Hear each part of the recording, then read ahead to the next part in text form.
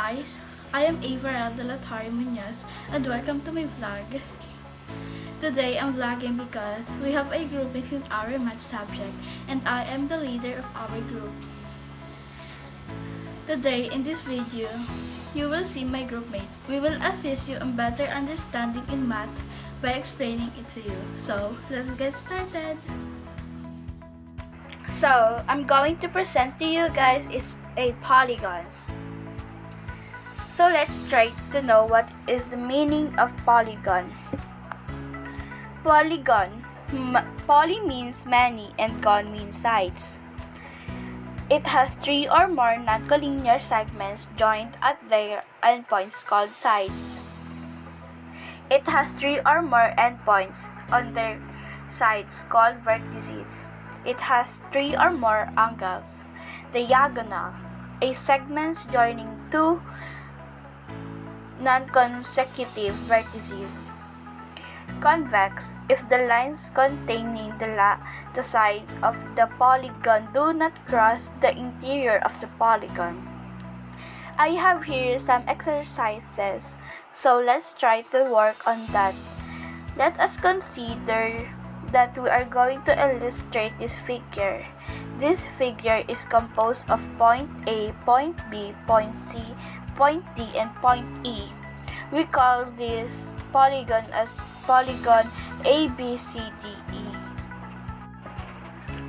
Let us consider that we are going to name the angle, vertices, and side. Angle A, angle B, angle C, angle D, and angle E. Vertices, point A, point B, point C, point D, and point E. And let's go to the sides.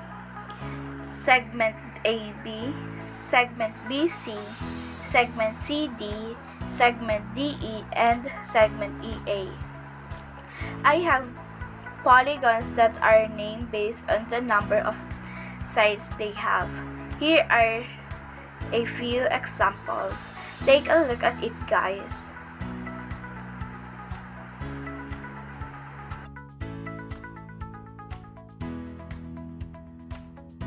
Convex and concave polygon.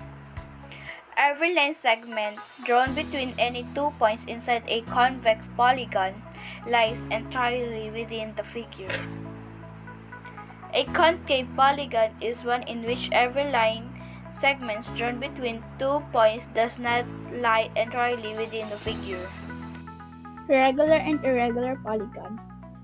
Regular polygon in convex, equilateral, all sides are equal, and equiangular, all angles are equal. Otherwise, it is an irregular polygon. I have here a few examples of shapes of regular and irregular polygon. Take a look at it, guys.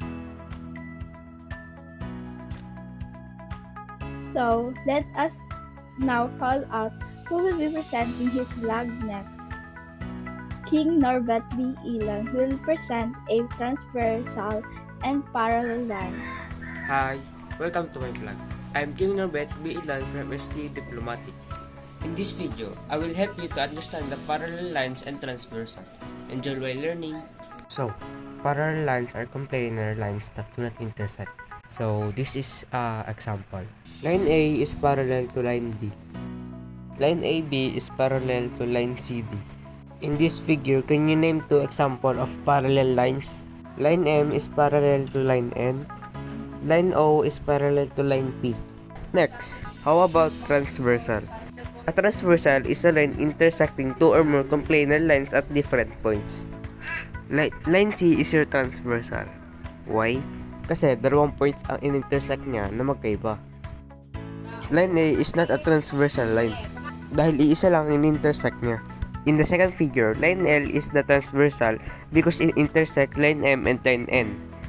In the third figure, no transversal shown in the figure because there is one only point of intersection. The next will be presenting her or his vlog is Hirumi P. Sale. He will be presenting an acute, right, and obtuse angle. Hi guys, my name is Hiromi Bis. In this video, we will talk about acute angle, right angle, and obtuse angle.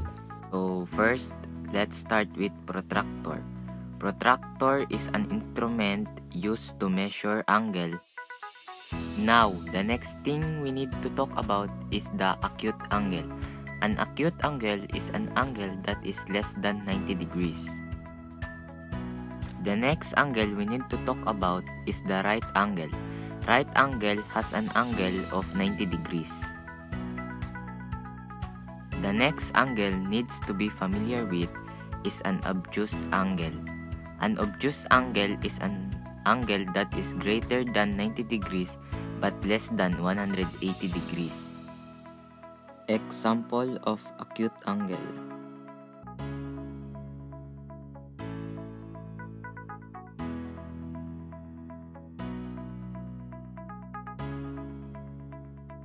Example of right angle.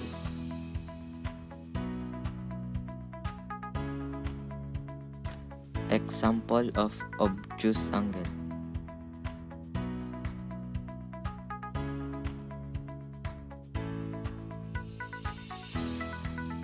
Another example of obtuse angle.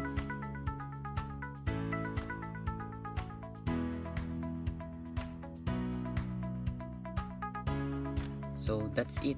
I hope you learned something today. Thanks for watching. Bye! Let's call Fake John Lexter Ladones. He will be presenting line segments, congruent line segments, and rays.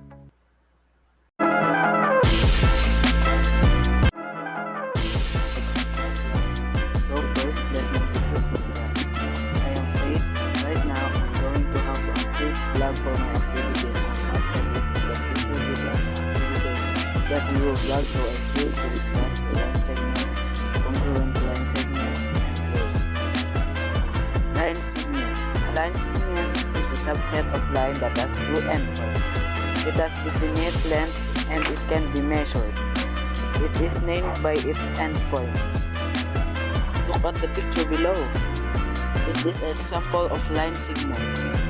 We can read it as segment AB or segment BA. The second is congruent line segment. In geometry, two figures are said to be congruent if two figures are identical in form, coinciding exactly when one figure is placed on top of the other. The symbol of congruent is like this. Two line segments are congruent if and only if they have the same length. Look at the picture.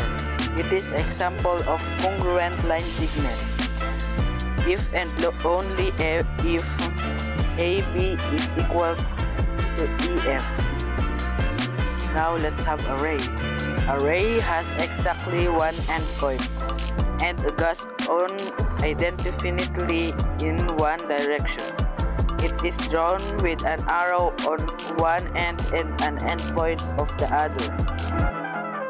So this is the example of ray. We can read it as ray AB. The first letter is the endpoint. The second letter is the one that pertains to endless direction. So yeah, I guess that's it. Thank you for watching my video. I hope you enjoy it. See you next time. Bye. And the last one who will be presenting is Mariel Alexa Bacalla.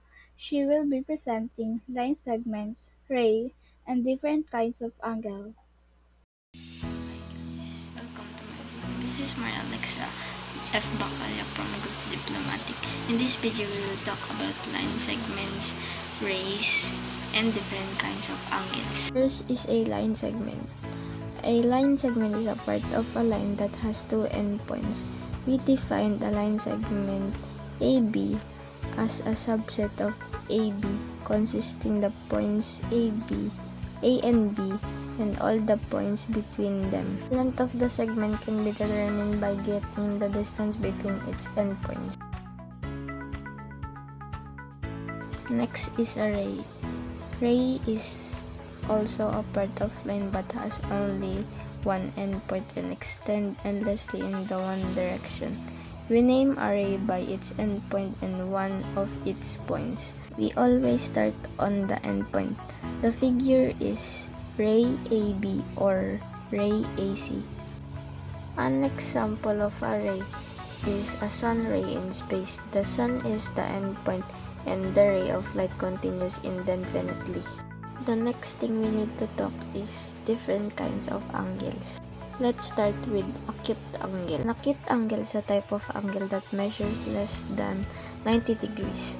For example, when the time is 11 o'clock, the angle formed between the 1 hour hand and the minute hand.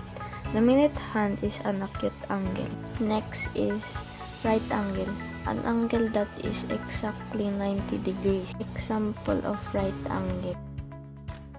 Last is obtuse angle. Obtuse angle is any angle greater than 90 degrees. Example of obtuse angle. That's all for my vlog, guys. Thank you for watching. Thank you, Maria, for presenting and explaining. I hope there's something you learned today from Maria. This is the end of our vlog, and I hope you enjoyed watching our video. And please do subscribe, like, share, and click the notification bell. Thank you. Bye.